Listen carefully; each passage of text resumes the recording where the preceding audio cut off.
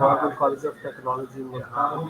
Today, I will be having an insightful conversation with ChatGPT on a topic that shapes our personal and professional lives: how to make better decisions and avoid regret.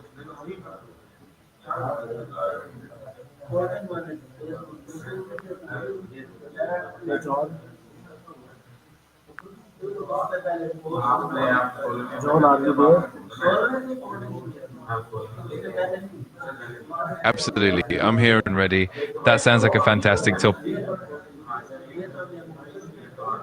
Okay, John, let's start our questions. My first question is: how would you define good decision making in simple terms? In simple terms, good decision making is about choosing the option that best aligns with your goals and values while also considering potential consequences and minimizing regrets. It's essentially about making thought. Exactly. It's all about being intentional and reflective in the process. Okay, John, are you there? All right, sounds good. Whenever you're ready for the next question, or if you want to dive deeper, just let me know. I'm here to help. Okay, my next question is: why do many people struggle when making important decisions? Many people struggle with important decisions because of factors like fear of making mistakes,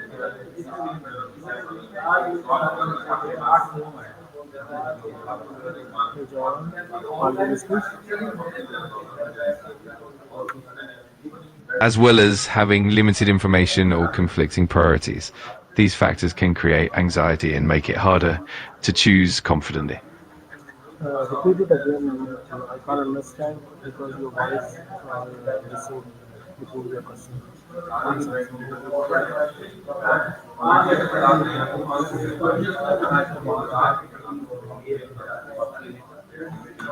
No worries at all. To summarize briefly, people often struggle with important decisions due to fear of making mistakes, uncertainty about what might happen, limited information, and conflicting priorities. Let me know if you'd like me to elaborate on anything else. Okay, the next question is: what are the key elements that influence our decision making process? The key elements that influence decision making include the availability of information, personal biases, emotional state, past experiences, and the potential consequences of each option. All of these factors shape how we evaluate and choose between alternatives. Okay. The next question is: what common mistakes do people make when making decisions? Some common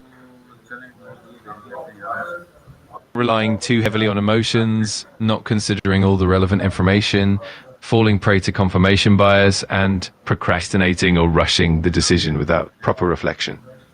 These pitfalls can lead to less optimal outcomes.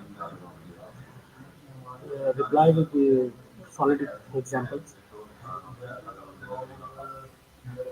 Sure, for example, confirmation bias might lead someone to seek out only information that supports their pre existing beliefs while ignoring contradictory evidence. Another example is decision fatigue, where making too many decisions in a row can lead to poorer choices later on. Okay. My next question is: how can emotions or stress affect decision quality?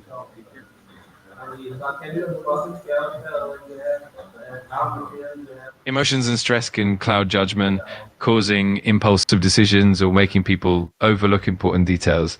For instance, stress might lead someone to make hasty choices to relieve immediate discomfort, while strong emotions might skew their ability to weigh options objectively. Okay.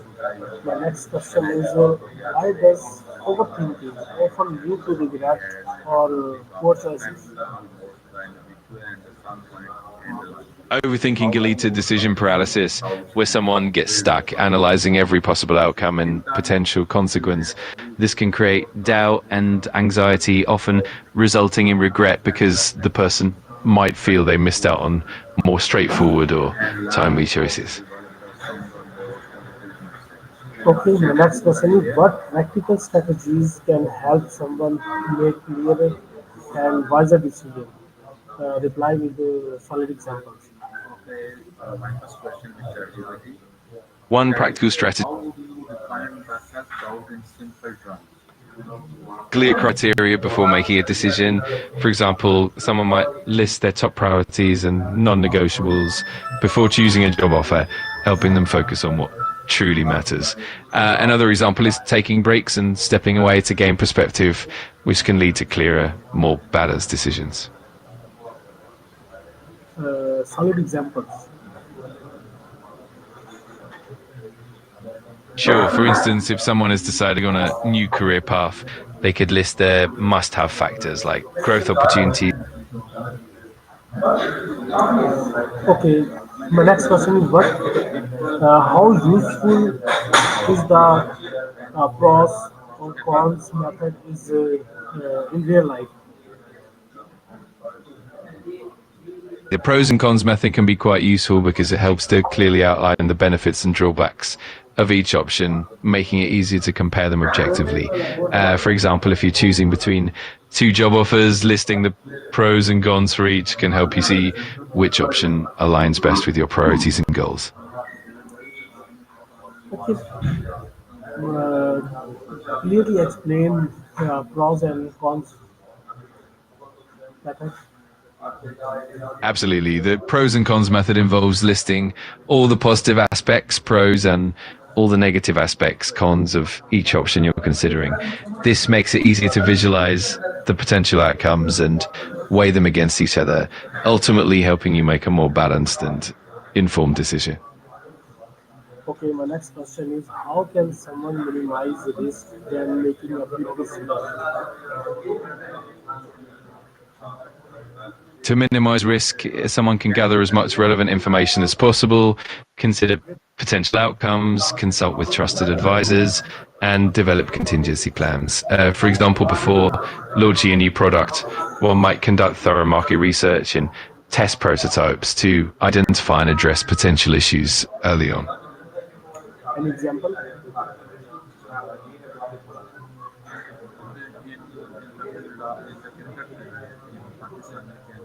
John, any example on it? Of course, for instance, if someone is considering starting their own business, they might minimize risk by conducting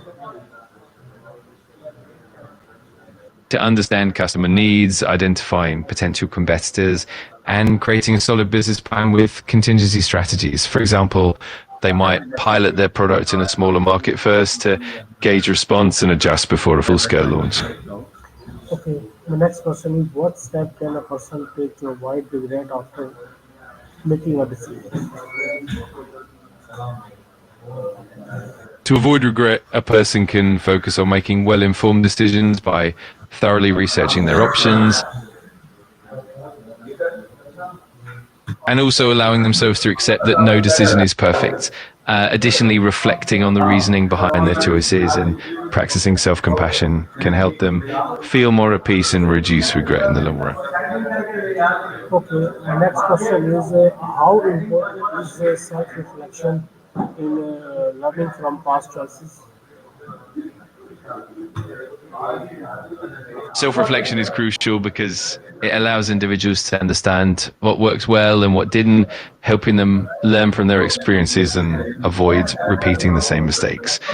For example, after making a difficult decision, taking time to reflect can help pinpoint lessons learned and improve future decision making. Okay, how can someone build confidence in their decisions? Building confidence in decision making often involves gaining experience, setting clear and achievable goals, seeking feedback, and trusting your intuition. For example, starting with smaller decisions and gradually working up to bigger ones can help build that confidence over time. Okay, what advice would you give to someone who fearing making wrong decisions?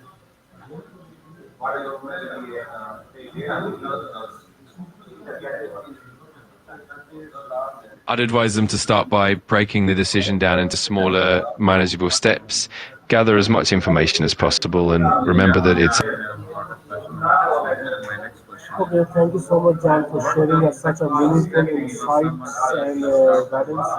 I am Mohammed Hamza Ali from Government College of Technology, Multan, Allah Hafiz.